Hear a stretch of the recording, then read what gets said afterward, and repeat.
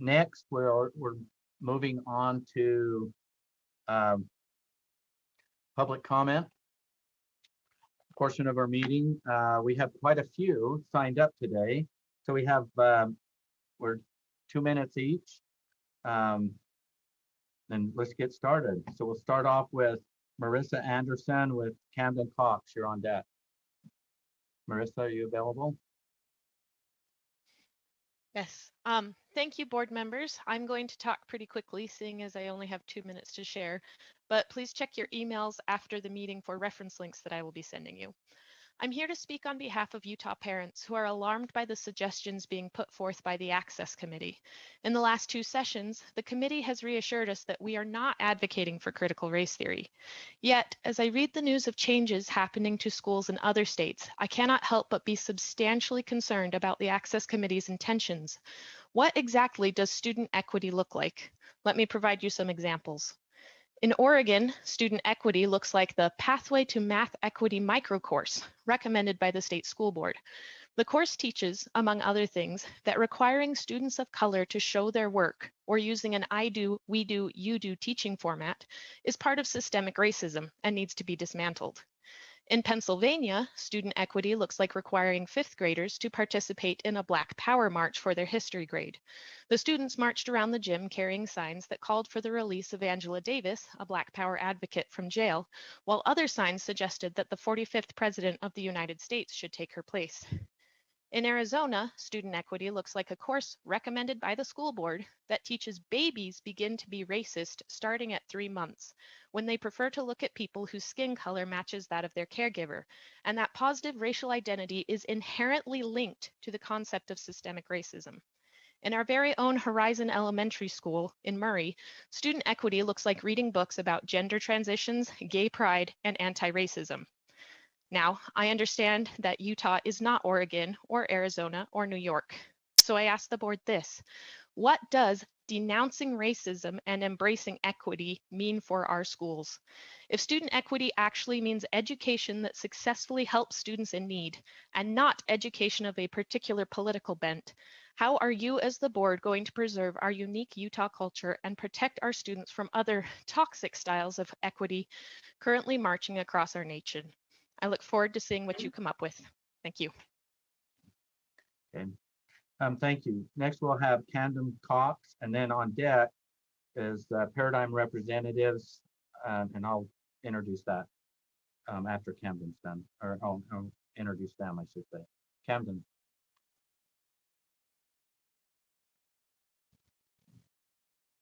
Is Camden Cox with us?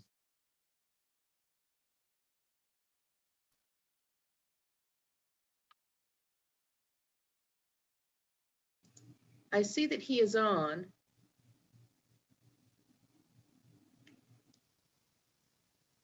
Camden, we're not hearing you if you're muted. Okay. Can you hear me now? Yes. Okay. So I found that my experience with school wasn't very meaningful for me. I found it difficult for me to learn the stuff I wanted to. And I feel like that it didn't really teach me what I needed or wanted to know. Because I wanted to get into programming and game design, and I found that school didn't really offer any courses for that. And I found that it didn't teach the skills I needed to do that successfully. Like, for example, I found that skills such as lateral thinking or problem solving was actually quite important and integral to getting a career in any part of the tech industry. And school doesn't really teach soft skills. It teaches more stuff like history and geography, but that's not really what the world needs to know these days. And I actually found that one of the #1 things employers look for is innovation. And unfortunately, I found that many studies showed that the more students focused on grades and the stuff school teaches, they tended to have less innovation. And so I just wanted to point out that school isn't really teaching what we need to know these days. And I was hoping that maybe you could implement some changes to the system and maybe focus more on stuff like problem solving and less on stuff like geography and history, as those aren't really topics we need to know. That's Thank you. probably all I have to Yep. say. Thank you, Camden. Okay, next we're going to hear from Paradigm representative. We have Fernando Seminaro, Rio, Enoch, Endemano,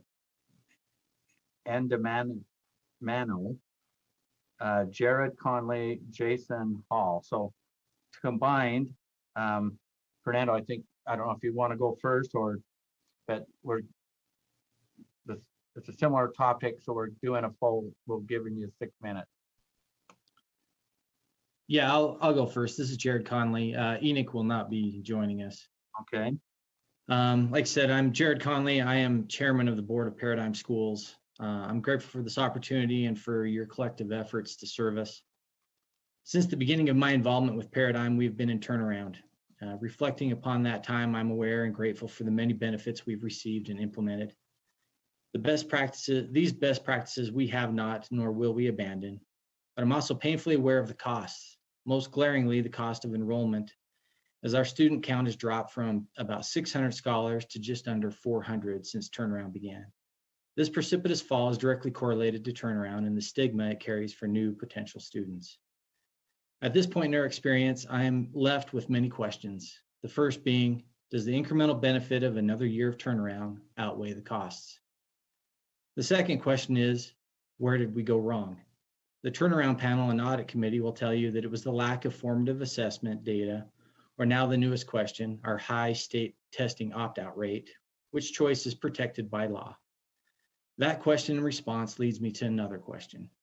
We, with our approved consultants, assessed the needs of the school, put together a plan, presented that plan to a group authorized by this body, had the plan approved, routinely presented progress of that plan to the turnaround team, executed in every whit that plan, as can be attested to by our USBE approved consultants and by every objective measure where we were highest or second compared to the other schools in our cohort. Why, having done all that, was our plan ultimately found deficient? What more could we have done that was not communicated to us in April of 2020, a month before the end of the final year? Don't mistake me, I'm not invalidating nor diminishing the feedback we've received at any stage in this experience. It is welcomed, appreciated, and completely reasonable, and we will continue to adopt and implement and improve.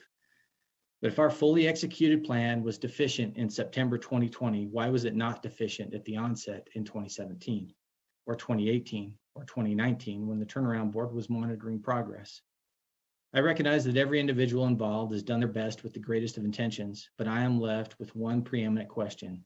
What is the best for this school, its scholars, mentors, and staff right now? I believe that question aligns with the purpose of the turnaround program, to do what is best for the school and its students. I hope this body recognizes the answer to that question today is for the school to exit turnaround. Thanks. And thank you. Jason, you're next. Thank you. Good morning. My name is Jason Hall. I live in South Jordan, and I'm a board member of Paradigm High School. I'm also the father of 2 children who love attending Paradigm. I would like to use this time to comment on Paradigm's turnaround status and share a few thoughts on the turnaround process. In doing so, I'd like to make a comparison to that special relationship that Lucy and Charlie Brown had, and the tendency that Lucy had to yank the football away from Charlie Brown just as he was about to kick it. First, when Paradigm was placed in turnaround, we were told that we would receive the required criteria for exiting turnaround.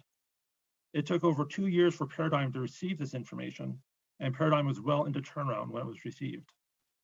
Second, as Jared made reference to, 2 external entities monitored Paradigm's progress and made the recommendation that Paradigm exit turnaround. One was a state-appointed monitoring entity that did an initial needs assessment and helped develop the turnaround plan.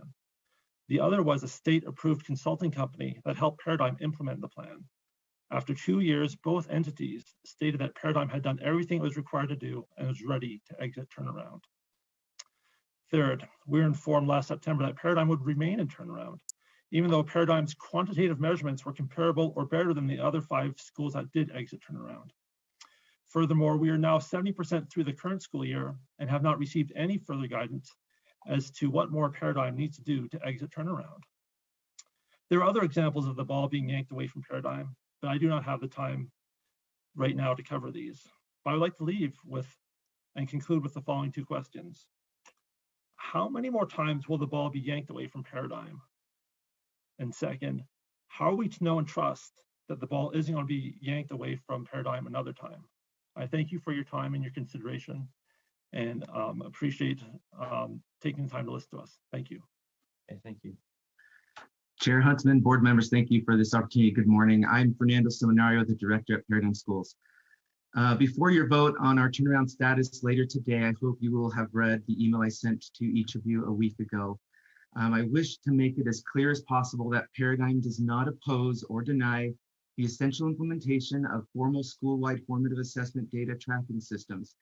We simply don't believe that the decision regarding our turnaround status should be based so heavily on this criterion alone, since it was not included in our state-approved turnaround plan.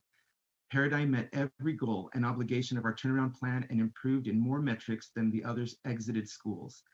How can Paradigm be denied exit with accountability data that's higher than the other exited turnaround high schools? How can one school be exited with proficiency data below their baseline year, while Paradigm, who did not fall below their baseline year, was not exited? How can one school's improvement of 0.0%, which we recognize needs to be acknowledged and celebrated, be deemed as substantial progress, growth, and improvement, but Paradigm's nearly 30% improvement not be deemed likewise? How can the eyewitness recommendations from the state-appointed and approved turnaround experts and monitoring entities, for which the state has paid over $250,000 to assist Paradigm, not be included in the exit process? Paradigm was founded and authorized to be an out-of-the-box alternative to other educational choices, but is measured uniformly, essentially assessing a fish by its ability to climb a tree. Paradigm is an extraordinary place in many ways which cannot be quantified, but which nevertheless improves learning outcomes and the lives of students and families through its unique charter and spirit, as it has for 15 years, through classics, original works and sources, mentoring, Socratic discussion, and a clean, wholesome, positive school culture that I believe is second to none. Kids thrive here, teachers thrive here. I invite you to come and see what data points will never be able to show you. I urge this board to not uphold the decision to keep Paradigm in turnaround, especially as we have not been provided any exit targets for this school year and the end is fast approaching. Thank you for your consideration. Thank you. That concludes the six minutes. A lot. Thank you for your participation there. Next, we are going to Carrie Butler with Robert Comstock on deck. Carrie, are you available? Yeah, I'm here. Do I need to turn on my camera?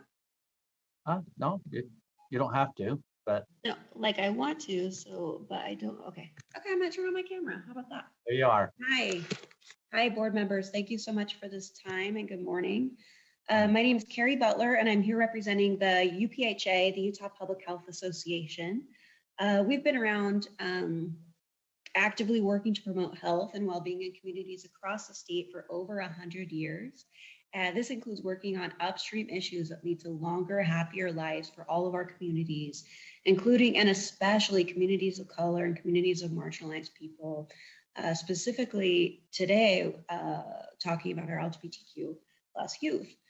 We applaud the USPE for their resolution that denounced racism for the 2021 school year. The clause acknowledging the disparities that exist in our public education system is a critical step in developing educational opportunities and spaces for learning that lead to more equitable outcomes for all. We appreciate so much the diverse and well-rounded discussion about what exactly should and shouldn't include. However, we speak out against public officials who use what some consider to be a very public forum to make statements that are contrary to the USPE resolution. Racist or homophobic public comment are harmful to our communities, and they deepen the very real and emotional disparities in our vulnerable populations. And that costs the state in ways that are not only measurable economically, but from the intangible moral level as well. We encourage the continued development of rules and bylaws that make it clear that statements that are harmful to the health outcomes, both emotional and physical, of our youth are not the official positions of the board or match up with the resolution embracing equity. Thank you so much for this time, and please continue on with your good work. Thank you. Next, we'll have Robert Comstock with Heidi Matthews on deck. Robert, are you available? I think it's logged in under a different Aaron Finney, I think, but you can talk now. Yes, sir. My name is Robert Comstock, and I taught at Oker Hills Middle School from 2005 to March of 2020 when I was medically retired. During the course of my employment, I was continually accused of professional misconduct, including the accusation that I was, quote, preaching politics, unquote, to my students on several occasions. I was never made aware of the adults who made these accusations, and yet I was repeatedly called into the administration to defend myself against these nameless accusers. Over the course of my 15 years, my hours were cut from full-time to less than half-time within the 4 years of starting, causing great financial distress to my wife and my family. My wife and I almost lost our home of 23 years. The accusations made against me were never substantiated or investigated to see whether or not they were true. The tactic of unsubstantiated slander is often used against teachers unfairly and without evidence. I ask you to take action today to stop these attacks against our licensed professional teachers. The retention of good teachers should be your utmost priority. And if it is, again, take action today against those who resort to character assassination to further their own political and ideological agendas. Thank you. Okay. Thank you. Next, we'll have Heidi Matthews with Kayla Warren on deck. Heidi, are you? Yes, thank you. I'm Heidi Matthews, a teacher serving as the president of the Utah Education Association, and I just want to keep on that theme of gratitude. You know, it was 1 year ago today that we were linking arms on a daring venture to collaborate for public education funding. And, you know, despite all the challenges in the pandemic and the economy and communications, you know, it worked. And, you know, $400 million in the base budget, and then even more by the end of the session. And today we learn of $670 million coming to Utah in the American Rescue Plan for K-12 education. I cannot wait to see what we do with that. And maybe we should start with restoring the most funding, or the U-Star, and invest in summer opportunities where our kids can just get rejuvenated with joy and connection and fresh air, you know, that Maslow's before blooms. But I also extend my gratitude for the work with Senate Bill 184 with the removal of accountability and high stakes. We maybe will question the loss of precious instructional time for those tests, but do support the legislation for the accountability, and really want to thank and express gratitude for the USBE staff with Sid Dixon, the U of U Founders Award winner, Angie Stallings, Darren Nielsen, Jeff Van Hulten, Scott Jones, Jennifer Thompson, Leah Voorhees, and I know I missed others. You all worked so hard. You have an amazing staff, and just want to extend that gratitude from the Utah Education Association. We look forward to another year of celebration with this pandemic behind us. Thank you so much. Thank you. Kayla Warren with Tracy Miller on deck. Kayla, are you with us? Yes. Thank you, Chair Huntsman and members of the USDB Governing Board for this opportunity to speak to you on behalf of the UEA Educators of the Blind Caucus. Since last month's board meeting, we conducted a survey of our members, teachers of the visually impaired and orientation mobility specialists in Utah. We found that most educators are not confident in their understanding of the 3% rule. Further, support for the 3% rule as currently written varies. However, the survey highlighted two strongly supported concepts. Transparent choice, with both settings receiving full support from the state. When asked, do you think it is beneficial for Utah's public education system, students, parents, teachers, and communities to have both LEA employed and USDB employed TBIs? All but one respondent answered yes. When money is tied to one option but not the other, it creates an illusion of choice. Meaningful and inclusive stakeholder input with transparent process and results. When asked, do you feel that stakeholder feedback from LEA employed TBIs and O&Ms is important for board members and legislators to consider when discussing or amending this 3% rule? Again, all but one respondent answered yes. Not only feedback from LEA employed TBIs and O&Ms, but also USDB employed, as well as students and families in all areas of the state. Especially considering the diversity of our membership, the unification behind these two concepts is powerful. Our members include both LEA employed and USDB employed professionals. We are itinerant, classroom-based, veterans, and newbies. We work in urban schools, rural schools, large districts, and small districts. We all want our students to have the best and reach their highest potential. We recognize that you are the policy experts. We are the experts in educating students who are blind or visually impaired. By collaborating together, we have the potential to create something very special in Utah. Please see the attached information and ideas that we have compiled for you in your emails. Respectfully, Kayla Warren, Alpine School District TBI, and Susie Blackham, TBI for Utah Schools for the Deaf and Blind, and members of the UEA Educators of the Blind Caucus. Thank you. Our concluding public comment will be Tracy Miller. Tracy, are you with us? Yes. I'm Tracy Miller. I'm president of the Board of Education for Jordan School District. And first of all, I want to say congratulations on a successful legislative session. And thank you for all that you did to advocate for our students in schools. I'm here today on behalf of my board about an incident on Tuesday, February 16th, when a Utah State School Board member took to social media and accused one of our teachers of teaching something in class that they did not teach. Included in that accusation was the teacher's school, class, and name. By specifically naming our teacher, the board member placed this teacher in danger and subjected the teacher to harassment. The name was removed from the post a couple of days later, for which we are grateful, but it crossed a line of decency and professionalism that cannot go unaddressed by our board or yours.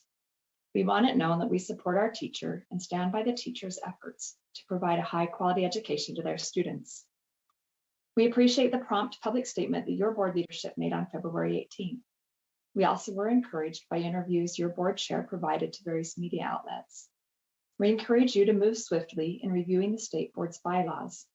We believe language should be added to Section 4, Board Member Ethics, or Section 5, Duties and Responsibilities, that prohibits members from publicly accusing by name a teacher or school employee of wrongdoing. We are committed to performing a similar review within our own policies to ensure our board members are held to the same high standard we are asking from you. The Jordan School District has enjoyed a positive working partnership with the USBE. You have been a tremendous support in so many ways. We hope that we can continue this great partnership as we work together to provide the best education for our students. Thank you for your service to our students and families, and thank you for your attention to this matter. Thank you. This concludes our public comment. Thank you for those comments.